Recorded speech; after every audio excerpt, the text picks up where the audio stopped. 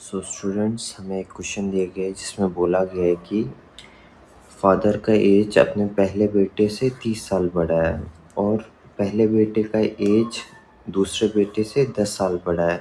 तो इन सारों के सम एजेस का सम कितना होता है स्टूडेंट्स? 95 ईयर्स होता है। तो हमें बताना है फादर का एज कितना है।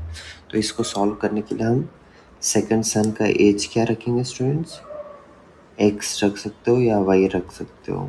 Second son as equal to X. फिर दूसरे फर्स्ट सन का एज कितना है स्टूडेंट्स? 10 साल बड़ा है सेकंड बेटे से। तो फर्स्ट सन्स एज कितना होगा स्टूडेंट्स? एक्स प्लस 10 होगा। फिर बताया गया है कि फादर के एज जो है वो पहले बेटे से 30 साल बड़ा है। तो फादर का जो एज है वो पहले बेटे का एज कितना है स्टूडेंट्स? एक्स प्लस 10 है। और फादर इसके पहले बेटे की एज से कितना साल बड़ा है? 30 साल। तो इस पे हम 30 प्लस करेंगे। तो ये हो गया एक्स प्लस 40। फिर बोला है इन तीनों के एजेस का सम कितना है स्टूडेंट्स? 95 ईयर्स है। तो तीनों की इसका सम जो है इक्वल टू 95 ईयर्स है। तो सम के जगह हम क्या करेंगे स्टूडेंट्स? इनके वैल्यूज़ पुट करेंगे। तो दूसरे बेटे का x हुआ, सम में क्या लगाते हैं स्टूडेंट्स? प्लस लगाते हैं। पहले बेटे का एज कितना है? x प्लस 10 है। और फादर का एज कितना है स्टूडेंट्स? x प्लस 10 प्लस 30 है। इनका सम कितना होता है? 95 होता है।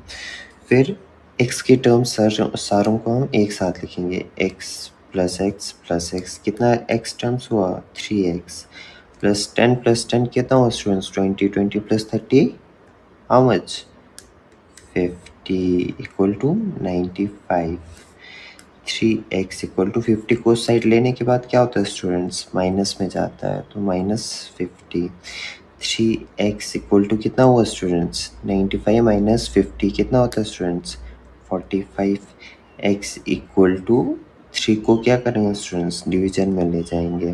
डिवाइड में लेने के बाद क्या होगा स्टूडेंट्स? 3 1 जा 3 होगा, 3 1 जा 3, 1 बचा तो 15 हो गया। 3 कितने से 15 होता है? 3 5 से 15। तो ऊपर कितना बचा स्टूडेंट्स? 15।